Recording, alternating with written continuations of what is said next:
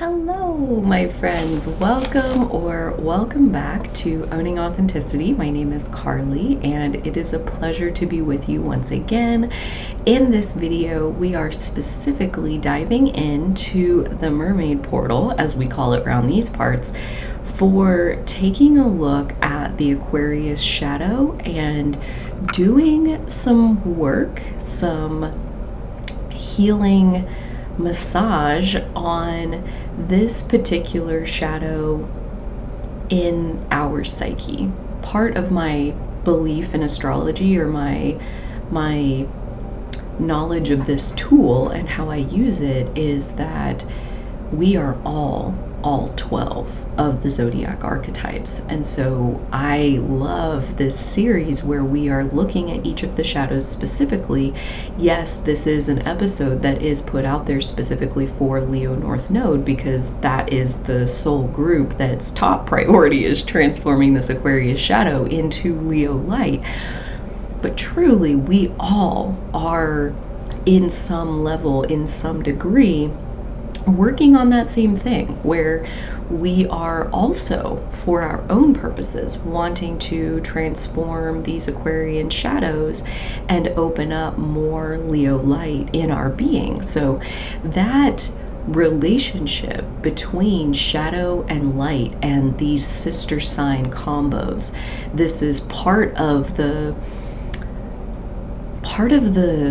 architecture of astrology in general, are these sister sign combos. The fact that Leo is across from Aquarius on the zodiac wheel, it doesn't even matter what kind of astrology you practice for these two to be inextricably linked. These two archetypes, they go together.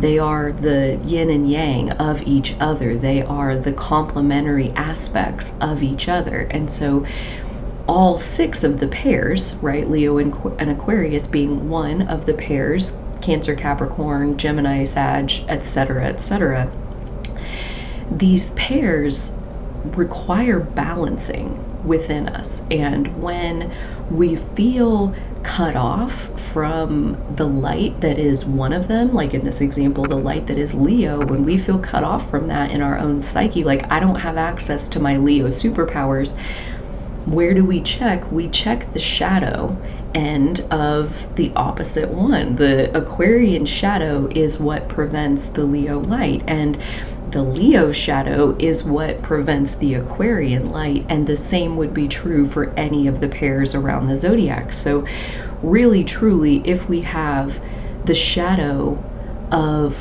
one, it is working through that shadow will unlock the light on the other end. Working through the Aquarian shadow will unlock the Leo light, but also leaning into the Leo light on purpose will also serve as medicine for healing the Aquarian shadow. So again, truly the two are inextricably linked together. And when we put these two archetypes together, when we put Leo and Aquarius together, Leo is creation and Aquarius is this power of observation, that when you put the two together, you are creating things that will serve humanity. Like that's the activating the full sauce, the full spectrum of, like, if you had light, the light of Leo plus the light of Aquarius, like all in the same being, what would you be looking at? You would be looking at someone who absolutely has a cause and is willing to take center stage to speak about it. Right? Like they would have their direction, they have their North Star, they have what matters to them personally, and they are willing to express and create art or write something and like put it out into the world to let other people be impacted by whatever it is that is uniquely flowing through that being. So as for Leo North nodes, any of the North nodes, again, you could swap out any of the pairings for applying for this story that I'm about to tell, but like when it comes to Leo North Node, truly the Aquarian archetype is so overdeveloped in that being. There's so much Aquarius energy, and it is clouding out room or space for Leo energy. And so the work in any of the North nodes is to open up space in your psyche for whatever energy your North node is pointing at, in this case Leo, but really again for any of us who are wanting to make a more solid impact in the world. Opening up your Leo energy is a great way to do that, because it believes that like whatever feels important to you, whatever is important to your personal ego at this exact moment, it deserves a voice. It deserves to be heard. It deserves to be seen and witnessed, and that some people will love it and have a beautiful awakening experience because of it. And some people will react potentially even violently because they oppose it so strongly. Leo energy is where we allow for that endless range, right? Infinite in both directions. Infinite towards love, infinite towards apathy would be the opposite end of love. You know, some people love it so much they can't believe they ever lived without it, and some people look at it and just literally could not care less about what you're doing. And in the Leo space, all of that is okay, because truly you love it. You loving it makes it worthwhile. That's all that's ever needed, is that you love it. And then whoever loves it, whoever doesn't care about it, it really truly does not matter. And that is the beauty that we're really aiming for when we're talking about the Leo North Node. And as we swim in the Mermaid Portal, and as we love on these shadows, we massage and soothe these shadows, what we're ultimately doing is asking them to take up less space. You know, we're asking them to please hand over some of the bandwidth so that we're not only doing this. And notice my language here is that we are not wanting that shadow to just completely fuck off and like never come back. Like, no, like give up some of the bandwidth that you are currently using for that energy and make it available for something different, in this case Leo energy. And that's really important, because the first thing that we do with any of these shadows, any of the chapters that we're going to get into, is that the first thing we do is we love the fact that this energy exists. We love the fact that we even are dealing with this Aquarian shadow, because the reason we have this shadow is because that Aquarius energy is so strong. And so because it's so much, we get towards like overdosing on a good thing, right? Like everything in the physical is all about moderation, and anything, even the good stuff, can create an overdose experience. And so what we're looking at first is, number one, why is this a good thing? And what that helps us do then in the second part is find what kind of a situation would actually benefit from exactly this energy, right? Like, where do we use that tool? You know, when it's a nail, then you get your hammer out and you can pound on a nail pretty easily with a hammer. So like, what is the nail that is, you would get out your Aquarian energy and that would be perfect for that specific job?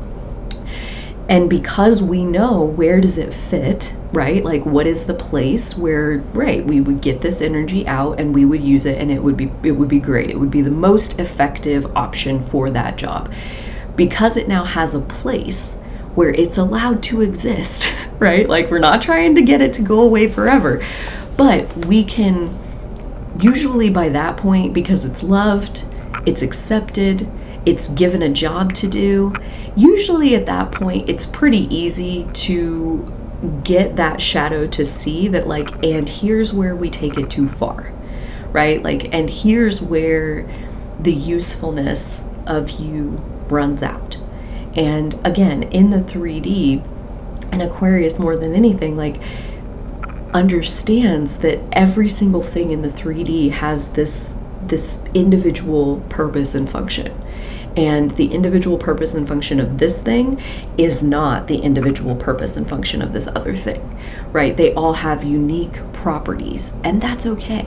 So our Aquarian energy has a specific place where it will serve us brilliantly, and outside of that place, we will run into shadows, we will run into resistance, we will run into the things that are the specific chapters that we're going to get into. So like basically each of these chapters is kind of, think of it as like that's the signpost on the side of the road that says like you've missed your exit, right? Like it's these things when we find ourselves in these situations that it's important to make sure, is this the kind of situation where that's going to serve me?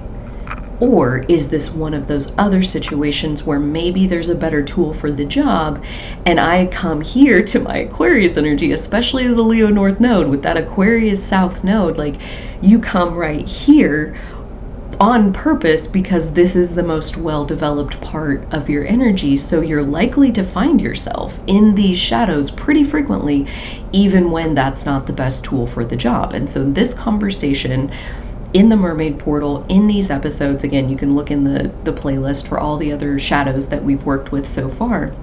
But when you find yourself in one of these, most likely you're gonna come to this process because something's not working, right? Like if it was working, just keep doing it and like you're good to go, like really no processing needed at all. But if something's not working, if you're running into resistance, you're running into a brick wall, you're living with a sense of, most likely in this case, because we're talking about the Aquarius shadow, you're living in a sense of like, I think there's something I'm supposed to be doing. I think I should be doing something. What? I don't know. I have no idea what to do, but I think I should be doing something. And like there's this haunting with that fire North Node, Leo, Aries, Sag, like there's this hero's journey that is calling you, right, to step in and be the main character in your own story. And like as an air South Node, Gemini, Libra, Aquarius, any of the air South nodes, that's pretty much the scariest thing you can ask you guys to do. Is like, you need to be the main character here. You are the hero of this hero's journey. There's absolutely something that you are supposed to be doing. And that haunting feeling most likely will show up in the middle of these shadows. And at that point, it's about appreciating that you even have this energy at your disposal, and then being able to find where it does fit and find that line around the usefulness of it so that you can recognize like, okay, yes, there is a better tool for this particular job. So the first chapter that we are going to get into is detaching from emotional situations. And I will also show you this, that this is from the book of Astrology for the Soul by Jan Spiller. And in the North Node and Leo chapter, the tendencies to leave behind. These are the shadows that we're looking at. And so the first one that we're going to look at is detaching from emotional situations. And I have to say that I have quite a lot of Gemini energy in my chart, so not Aquarius, a little bit different, but still very air dominant as a person. And emotional detachment is one of the gifts of air energy, and I really draw that out because often a gift will also feel like a curse. So emotional detachment is the gift and it is the curse of air energy, and especially with Aquarius energy, detaching from emotional situations. But like we do here in the Mermaid Portal, the first step is to appreciate that this energy exists. And how might we do that?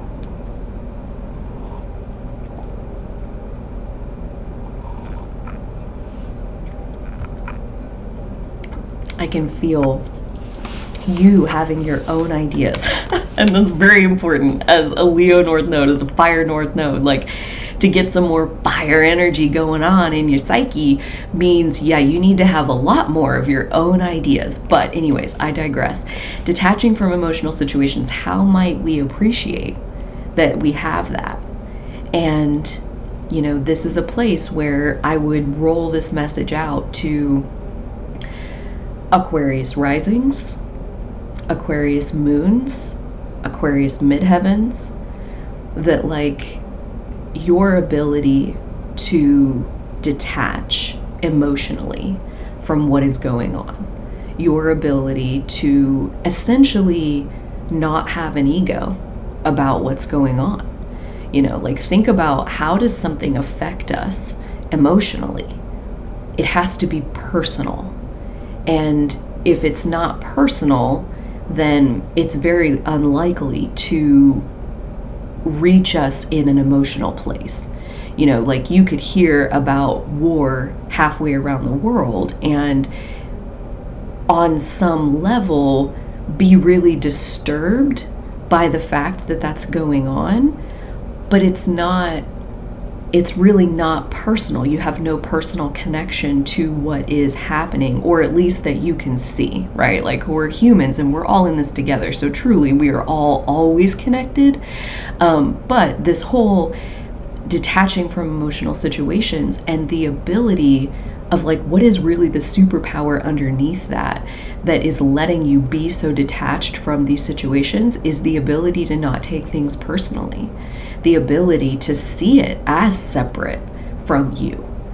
This is not me, you know, like just, oh my God, I loved this one. Like this little meme of thinking of other people's opinions as fan theories, you know, like just, it's not about me. There's no me in this situation. And even in a situation where somebody else is attacking the character that I am, it's still really not me. And so like there's this distance between what is happening to the human that you are and how much of that is what you are taking personally. You know, like Aquarius moon is another one, Aquarius South Node, yes, but like all of these other like dominant Aquarius places where we would expect someone to have an emotional reaction and you don't. Like basically the gratitude that I want to wrap around that is that often those souls are here to experience some truly horrendous things. And someone who was taking life more personally would be destroyed by some of the things that the Aquarius dominant person has endured. So the fact that you have the superpower of not taking things personally, that like there is a detachment between what you see going on in the world and you, and sometimes even what you see going on in your own life and you. It's like you resides in this untouchable place. And like I have an Aquarius dominant friend who says that it feels like being on an island. Like your you exists in this untouchable place, but that emotional detachment that protects you, that keeps you safe from being touched by some of the horror that goes on in the 3D, it can also act as a barrier between you feeling emotionally connected to the people who matter most to you, you know? And so part of the Leo North Node, or like opening more up into Leo energy with this Aquarius shadow, it's like part of what has to happen is that you do need to learn how to take things personally. You have to find like a healthy dose of your ego. And that can be extremely painful, because if it's personal and then it doesn't work out, that's devastating to my sense of beingness. And the part where any of the South nodes are concerned is like, truly this energy, wherever your South Node is, this energy is like ingrained in every fiber of your being. So the good news is, in this example, let's say you have this superpower of not taking things personally and, you know, being emotionally detached. That is what is truly running through every fiber of your being. And then you do open up to putting yourself out there a little bit more, having an opinion, having a voice, having a perspective, a viewpoint that is incomplete, because nature is always incomplete, but you do put it out there for the consideration of other people. And then let's say it is met with rejection or criticism or opposition of some kind.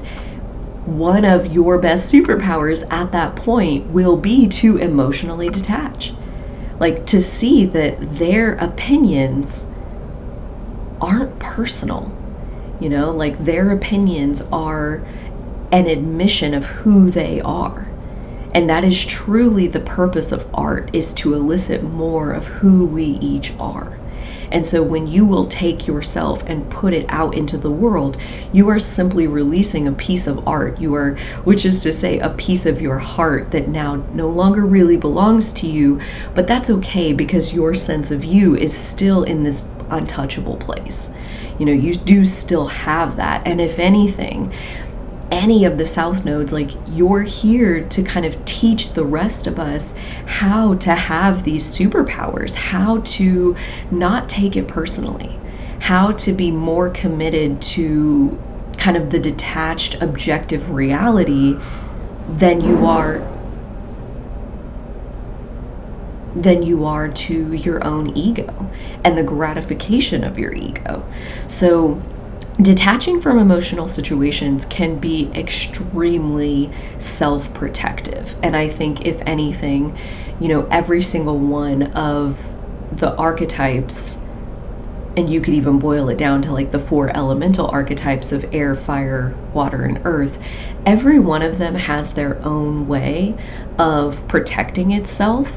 And for air energy, emotionally detaching is right there at the top of the list of like, how does air energy protect itself? Because truly, air is open and merging and like no barriers, right? Like, it just all runs into each other. And so how does one protect itself in a place where you are completely open with no barriers? You stop letting the information that you are experiencing, you don't let it come into your heart space, right? And so that Aquarian shadow of having a really well protected heart space of like, other people aren't really able to get in there, but at the same time, again, to truly make an impact on some of the horrendous situations that are going on in the 3D, you got to come at it from a place where you make it personal. That's really the place where that fire of ferocity and perseverance and determination, that's where that comes from, is the fact that it's personal. And when it becomes personal, we become, like, especially with this Leo North Node, like, you become capable of things that you did not know that you were capable of. And that is where, sometimes this shadow of detaching from emotional situations, like, especially as we get older with more North Node returns, like we have the first one at 18 and a half, and then again at 37-ish, and again and again and again every 18 and a half years, it really does become harder and harder and harder to stay emotionally detached exclusively. I mean, just like that right there, like, I hear out there my cat is giving shit to my other cat, and like that was the yelling that we heard on the recording just now. And truly what got me up and out of my chair and moved into action is that I have a personal experience with feeling attacked and unable to defend myself, and also feeling like nobody came to my rescue. Nobody helped me. They just let me flail and struggle to defend myself, and nobody stepped in to help. And that was what was in my mind as I pressed pause on what I was doing, and without much thought went and got in the middle of a cat fight, because you can't just harass her like this. No, like, come on, you need to go be put in the bathroom for your timeout for a second. And so I made it so. I split them apart. I used my own energy, my own decision-making power to decide, you don't get to do this. You don't get to do this. I'm going to put a stop to it. And I did. And I did that because, coming off of what I was just saying there, it's like, as we age, it gets harder and harder and harder to stay emotionally detached exclusively, because we go through experiences where we have lived experiences. And then when we witness somebody else going through the same thing, it's now basically personal. It's been made personal because we've lived through it. And so I'm not emotionally detached. I have emotions about being attacked and feeling unable to defend myself. And that is what makes it personal. And then I go intervene. And yes, I am kind of protecting my one cat from the other cat, but I'm also, in that moment, I am also standing up for myself. I am also being the person that I needed in all of those situations where nobody stood up for me. I can be that thing that I think should exist, that thing that it's so easy to, tell other people, like, somebody should do something about this. And the thing is, like, we are the somebody. Anytime we have that opinion of, like, somebody should do something about this, we are the one we've been waiting for. And so the sooner we will make it personal and put our hands in the clay, the sooner it may change, and it may not. It may or may not be impacted by what we are able to offer, but it absolutely will not be impacted if we never offer it.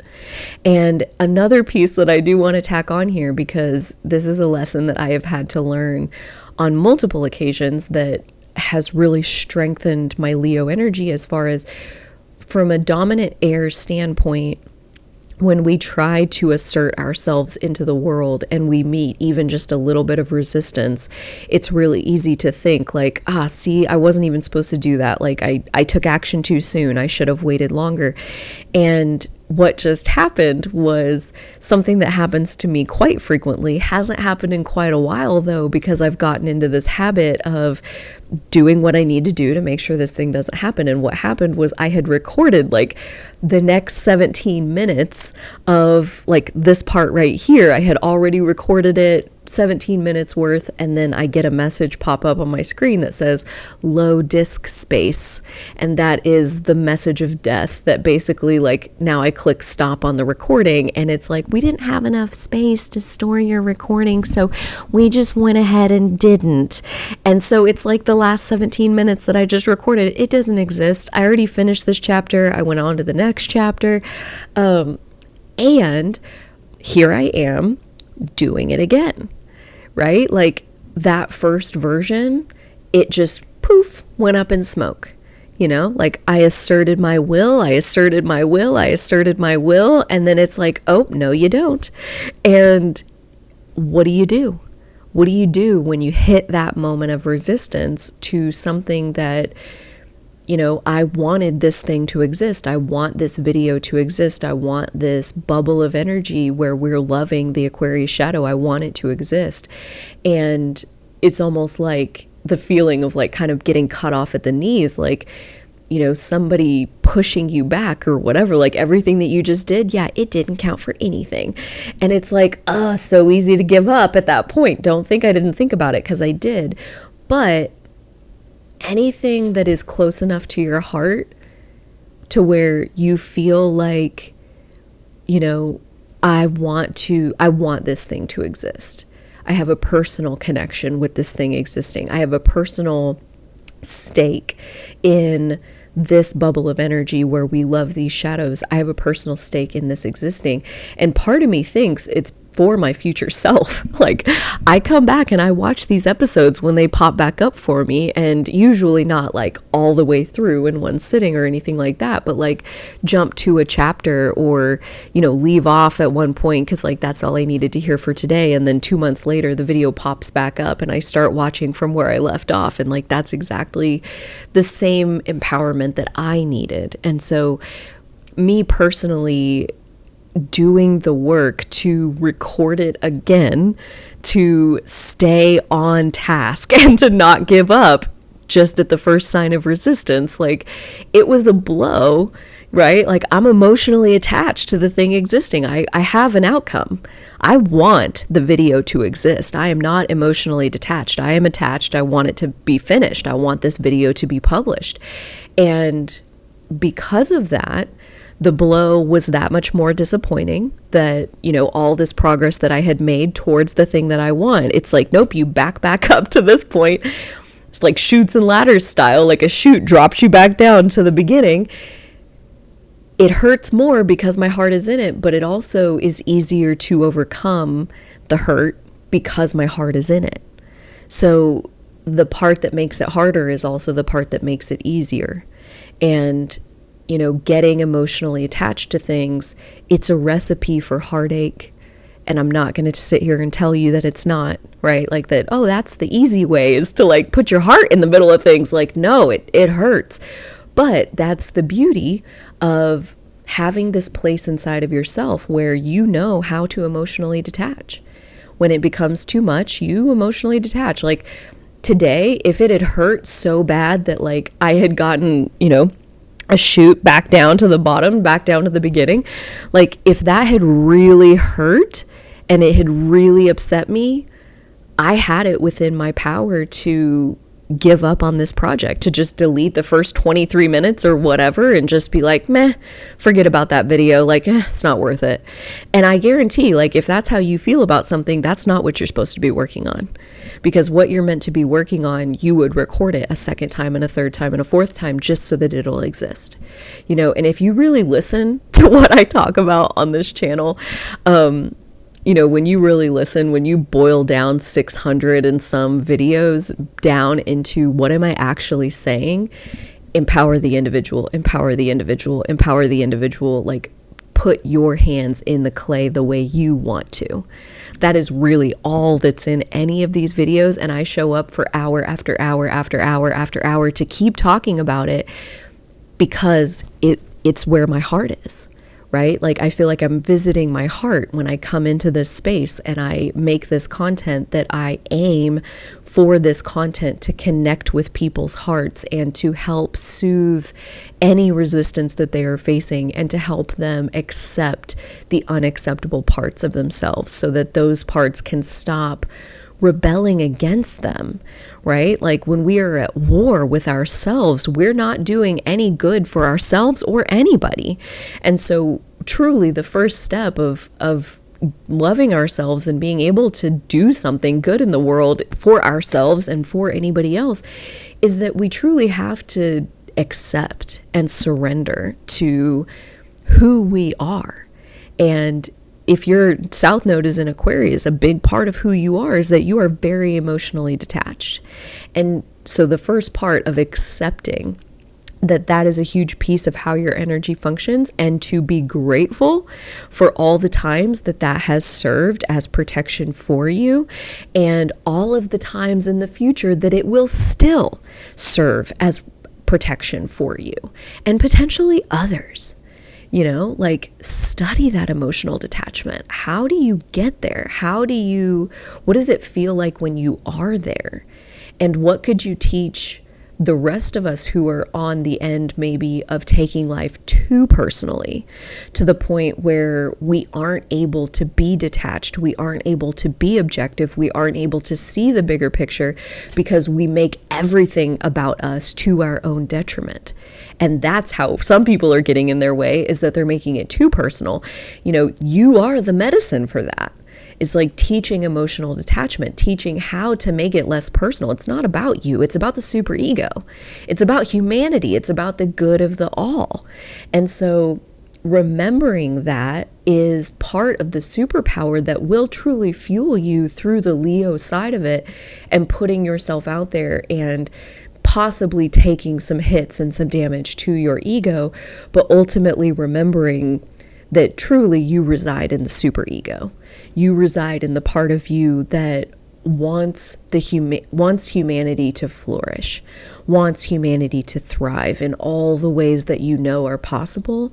And that you would personally spend your life devoted to helping to make that so, even just one more little bit, by allowing your heart to be in some things. So we will go on again to the second chapter, which is waiting for more knowledge before taking action. And this one, same as every other shadow in the Mermaid Portal, we start with loving it. We start with, dude, where did you hesitate from taking action because you felt like you didn't have enough information? And then turns out that was actually a really good thing, because the more information that presented itself, it invalidated what you were originally planning to do. Or, I just feel like I don't really have enough information about this, so I'm gonna like put it off. And then you find out like, well, actually that thing was a scam. And the more information that was revealed was that thing was scamming people. And so, you hesitating from taking action, you hesitating from moving forward into that space, it actually protected you. It saved you from a harsh experience. And so I guarantee, if you will allow those experiences to show themselves to you, that there have been times where your divine hesitation has actually protected you. And another one that I think about is like, Aquarius is the super ego. Leo is the little ego, like the individual ego, Aquarius being the super ego and the part that is concerned with humanity and the good of the all. I can't remember if I explained that in the part that got erased or in the part that's still there, so I put it there again just in case. Because if it's worth saying once, it's worth saying a million times. That Aquarius is that super ego. It's the part that is absolutely concerned with the good of humanity, the good of the all. And so waiting for more knowledge before taking action, where is that coming from? I really truly believe it's coming from a place of wanting to do good for humanity, not cause harm. And I personally had an experience here recently where I had a friend send me like a beautiful long self-expression of like, this is where I'm at, this is what I'm feeling, these are some contradictory things that I'm feeling, like here's just the mess that is my human in all of its glory. And there were some parts in there that kind of like triggered me, that kind of felt like unsettling. And I see now how I was taking their person, I was taking it personally, right? Like I was taking it too personally. And so I sat with that for a while, and about a week after I received it, I wrote a response, and I felt really, really good about my response. I felt like it was very solid in my person, in my individuality, and not wanting to merge too fully into, or like have to agree with like what they were offering, because that was truly what was happening. I was like, I don't agree with so much of what you're saying here, but the truth is, like, I don't have to, and you don't have to be agreed with. Like you're over there being your person, I'm over here being my person. And in response to their person, I expressed my person, and it felt really good to do that. And there was something in me that said, don't send this yet. Like, sleep on it. Like, don't, like, there's more to this that you don't have yet. And it was just a couple days after I wrote that I lost my dog, and she transitioned out of her physical body into non-physical. She's now part of my spiritual support team. She's like freaking leading the pack of my spiritual support team. And at this point, I see their original email completely differently than I did when I wrote the response, than I did before I was able to write the response. At this point, I just was like, thank you for being alive. Thank you for existing. Thank you for your heart beating and you doing whatever it is that keeps you alive on this planet. Like, I am here for it. I am grateful for it. And that is all. And that is the response then that I sent to them, was this very humanitarian view of like, at this point, there's a very real part of me that would give anything for Stella to just be alive. And here I am with my friend, kind of like wanting to wanting to push against them in their individuality and like, you know, this potential that they're not accessing, and like they could do so much more with what they have going on. And like part of me that feels a little bit offended even that they're not really leaning into their full potential. And like that was the vibe from which I wrote the response, was like, you know, I am doing these things because I feel called. I feel like I have this potential, and it's my sacred duty to live into my potential. And after I lost my dog, I was like, who gives a fuck about living up to potential? Like, you're alive. You're alive, and that's all that matters. And that was the new information that came in that let me see the situation completely differently, that let me take a completely different tact that I didn't even have access to before my dog's transition. And so really give some space and time to think about, where has hesitating actually served you? And it's served you in being kinder to yourself and in serving the good of the all in an even more profound way. You know, instead of almost like a passive aggressive, like, you know, let me respond to what you're showing me by showing you something different. You know, like there was no acceptance for what they were saying because I didn't accept it. I don't want that. That's wrong. That right there is wrong. And like, let me show you what I think is right. And a few days later, I was like, right, wrong, doesn't fucking matter. You're alive, and I'll take it. You know, you've given me teeny tiny little glimpses into the beauty that you are capable of, and I'm grateful. I'm blessed to be one of the rare few on this planet who have gotten to see what you are capable of. Thank you for showing it to me. You know, like that is a very different response than the one that I wrote 5 days before that. You know, like it absolutely served me and them for me to hesitate and wait for the more information to be revealed. And so there's a place, there's a time and a place for hesitating. And if anything, you think about like the fire shadow, those fire south nodes, and how theirs is the exact opposite of what you're dealing with as an air south node. The fire south node is all about like, you hurt people because you jump to conclusions, you jump the gun, you assume that, you know, everybody else is just like you or should be just like you, and you take it too personally when other people are different from you. Like there's all this extra harm that transpires when we make things too personal. And that is the fire shadow. That's what those souls are working their way up out of, is becoming emotionally detached so that a little bit more often they can serve the highest good of the all.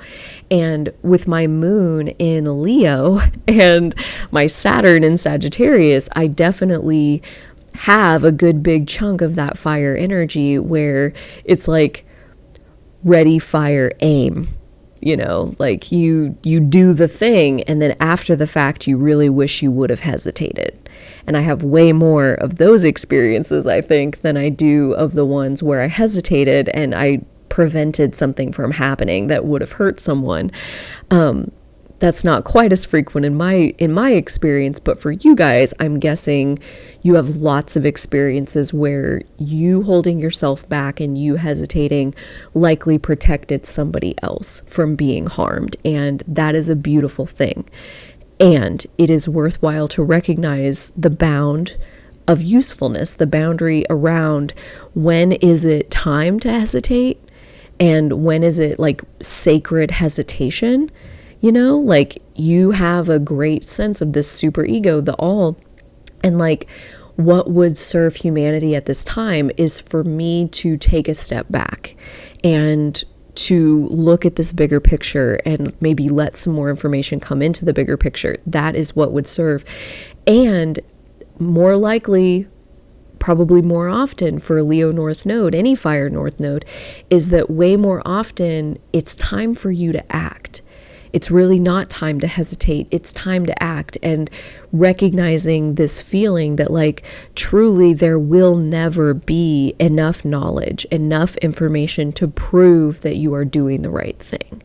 And that is where in the first version of this part, I went into, so like how do you know when is it time to act and when is it time to gather more information? And that is where putting your heart into things will help make that process easier. Like there becomes a sense of urgency that like, you know, not that other people need what you have or need, or even that you need to do the thing that you're feeling called to do, but like there is almost like a self-revelatory process underway when we feel that sense of urgency. It's not that like it's urgent that you do the thing. It's more like an invitation into more of your divine self, more of your little ego. It's like, this is the time and place to do the thing. You know, the urgency is about lining you up with divine timing. And so like when I stopped recording a little while ago, which I'm so glad that I did, because otherwise that would have been a straight shot and the whole fucking thing would have been up in smoke. But because it was urgent that I hear my Lolo is in distress, right? And Bob Kitty is stirring shit by like harassing her or whatever. And it's urgent because I can hear her out there. But truly, like, again, you think about like how pausing the video and going out there and putting him in the bathroom and then coming back and doing the second part the first time and then losing the second part and now coming back here to do the second part a second time. The second part the second time is very different. And it's, again, it's about revealing oneself to oneself. And that part at the very beginning when I came back for the second part the second time, about how, you know, it's hard to stay emotionally detached because we live through experiences that then when we witness other people going through those same experiences, it's no longer impersonal because we remember when we were the one going through that situation. And so truly that is the urgency. It's like when it's personal, when you can feel somebody else in the suffering that you have personally felt. Like so much of what the Leo, the little ego is here to put forth, the inner child is here to put forth, is what has personally helped you? What has personally helped you to stay alive on the planet? What has personally helped you to get through what you have gotten through in your life? And imagine, you know, again, like all the times that you were just there by yourself and nobody was there to help you. And then you personally turn into the helper that shows up in those times and spaces. And you are the one that helps the other person. You know, it doesn't do anything retroactively to send back a helper for you. You still had to go through that situation by yourself. But now, because of you, the next person does not. The next person has a helper because you personally feel invested in eliminating as much of this kind of suffering from the planet as you possibly can. So like, what is the action that is worth taking? What is the intervention that is worth putting your hands in the clay and making it happen? It will be very personal to you. It will be something that you personally have felt like you overcame it.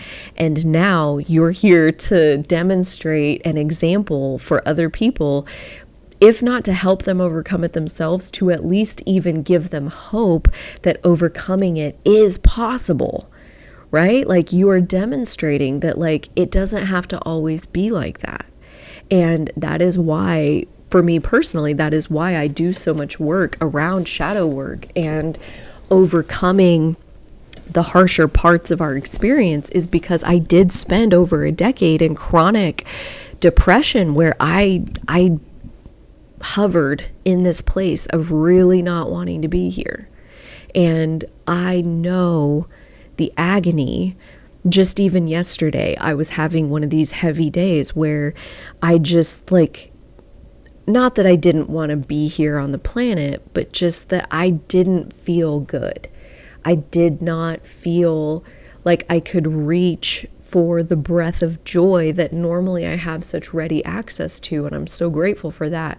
But then this morning when I woke up and I felt like my breath of joy, like where I normally operate from, there was this prayer that went up from my heart of like, dear Lord, like I am ready. I am the enthusiastic messenger. Point me in a direction and I will go there and I will deliver whatever message you want to flow through me today. I am here for it. And I did a two-way prayer back and forth with my higher power, and they were like, we are pointing you towards the Aquarius shadow. The Aquarius shadow is ready for your love to be wrapped around it, and that is truly the most divine message that you can deliver today. And a beautiful thing that they told me that I really want to pass along here as well is that it truly doesn't even matter what you say. The message isn't really even about the words that you're speaking. The message is in your aura. The message is in the hope that you have that this possibility is real, that it's real. It's a real thing to transcend one's own darkness and to live a life that is full of joy.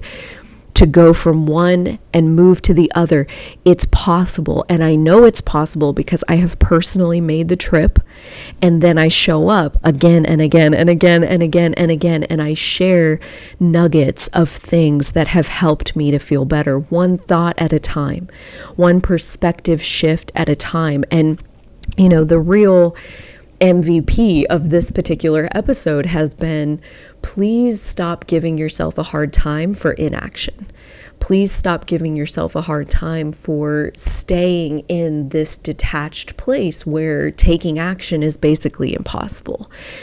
But at least you're not feeling the pain of it. You're not submerged and drowning in the pain of it.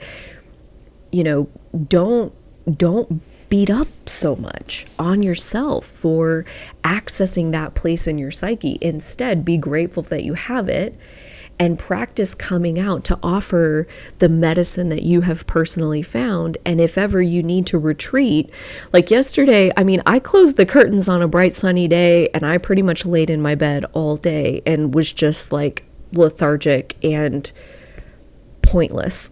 I mean, I just was there, you know, and that was the best I could do. And that's good. That's good enough for me. There was quite a lot of kind of like emotionally tuning out, like numbing by distracting myself onto other things, by going into fantasy, by, you know, watching movies or shows or whatever, and kind of like detaching from my own life that was kind of depressing me. I was getting all into self-pity and feeling sorry for myself. And so rather than continue to spiral in that place, I pieced the fuck out and went to fantasy land. That's another shadow that's on the list, is excessive daydreaming, which at this point I'm like, is there such thing? Is there such thing? I think the excessive part is what she's really getting at as far as Jan Spiller in this book, The Tendencies to Leave Behind, is the excessive part, right? Aquarius energy is awesome at daydreaming. That's like one of the superpowers. So like, we're not really trying to leave that behind. The excessive part is, I think, believing that the daydream alone is going to make anything different. So like the daydream, the picture in our mind, it doesn't change anything in the 3D, right? But it is an escape.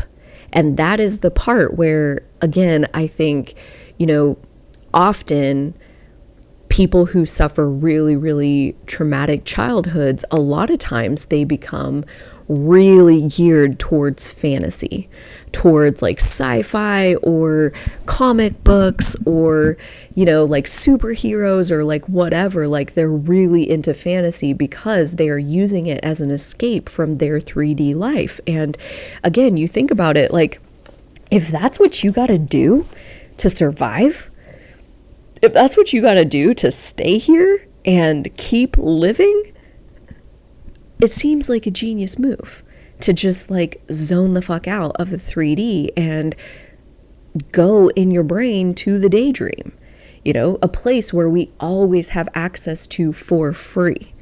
Like, that feels like a gift, not a shadow to me. And the part where I think, you know, the excessive part and the Aquarius, the air archetype part of like that detachment, that inaction, it's like, right, like we're not ever going to change the world by daydreaming about a different world.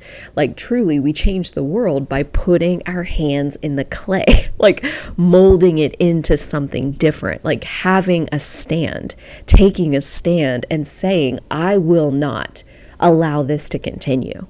Okay. And having that opinion and having that voice, having that authority, having that leadership to make a stand and say, I will not tolerate this. You have to come out of the daydream in order to intervene in anybody else's suffering. So that part of it, I think, is the excessive part, is like, if you're trying to cope, if you're trying to get a better sense of your own personal direction and like what is the impact you want to make, I think daydreaming is where we do all of that work. Okay. And if anything, like, again, you flip around the shadow, you go back to the fire shadow side. It's like they have such a hard time like imagining it different than it is. Like, that fire is so right now and hot and burning and painful and urgent that leaving the 3D reality to go and daydream about something different, like, that is the hard part for that fire shadow energy, that fire South Node energy. But for you, for the air South Node, for that Aquarius South Node, like, daydreaming is truly one of your superpowers. You can detach from the pain of the 3D, go into the daydream, transcend the 3D, get in the 5D when anything is possible, and imagine it the way you want it to be. And then, right, like the bound of usefulness, knowing what direction to go, that happens in the daydream. Getting to the direction where we want to get to, that can't happen in the daydream. Like, the daydream is fantasy, it's fiction. If we want to make it real, we have to come down into the 3D and we have to burn with the fire of the destination that we want to reach. So it's like the usefulness of it. If you want to know what to change, go to the daydream. If you want to actually make that change, you got to come into your little ego where you can control your hands and put them in some clay and make it different. You can put your feet in your shoes and you can walk yourself over into this new reality that you can see in the daydream, but just looking at it in the daydream isn't actually building it in reality. So I think that is the bound of usefulness. But again, every single one of these has its place. Every single piece of what we encounter in the 3D reality serves a divine purpose. Every single one of these aspects and elements of our psyche, it is in our toolbox, ready to be pulled out at the moment when that is the best tool for the job. And when you're done with that part of the job, right? We've locked in our destination. We've locked in our daydream. I know exactly the world that I'm trying to build, right? Like, in mine, like, I have this dream of like people having the internal structures and mechanisms and practices and tools and support to lift themselves up out of their own darkness. That is what I see in this world, is truly the individual knowing how to embrace and support and soothe their own individual. That like every single individual would have somebody who is knowledgeable and specifically trained in how to care for their unique individual, and that person would always be with them because it is them. This is my dream. This is my daydream. But just sitting in the daydream and imagining this world where this is the way it is, like, that's beautiful. And I go there on a regular basis. I would say like every single day I spend time in the dream of it because it does nourish me for this earthly process of like truly Rome was not built in a day, right? And like truly we cannot impact the collective. We can only impact one individual, mostly ourselves, but also other individuals who are open to being impacted. And that we don't make a ripple effect through the collective.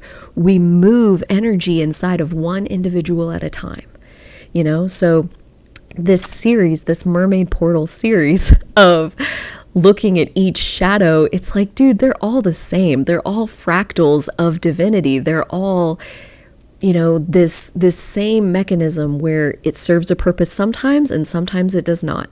It serves a purpose sometimes and sometimes it does not. Like every single shadow, the mechanism of it is the same. The functionality of it is the same, is that if you can figure out how to point it at the things that you truly are served by these tools, right? Are you in pain? Are you taking things too personally? Go on the island, emotionally detach, get the fuck out of there. You know, like sometimes that's the best thing we can do for ourselves. Sometimes hesitating and waiting for more information is the kindest thing that we can do for the all.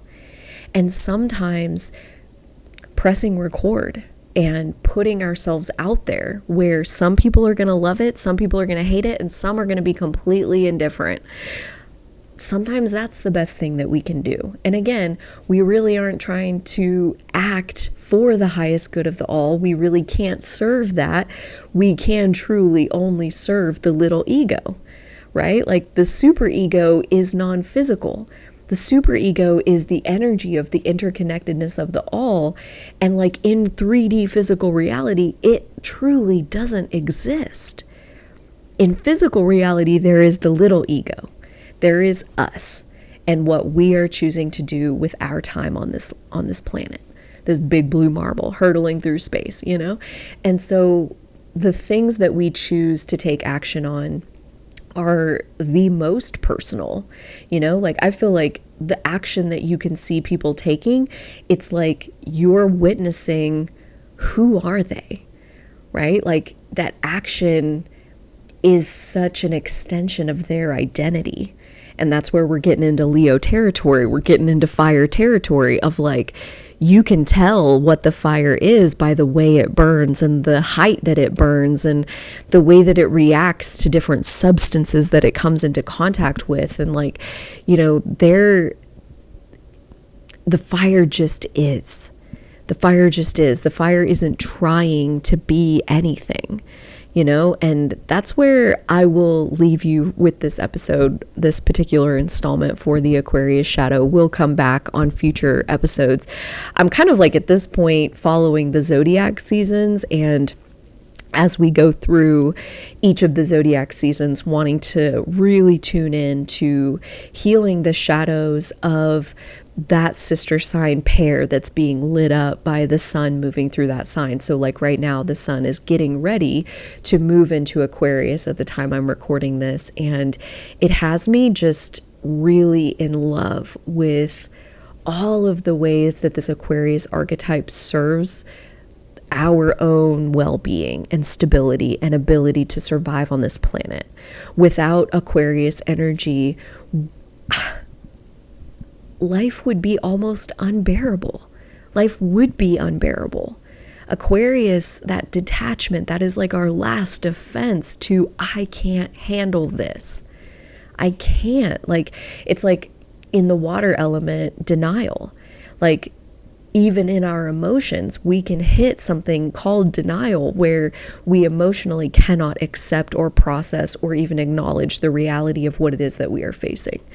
That like we will not allow ourselves to go there because it is too painful.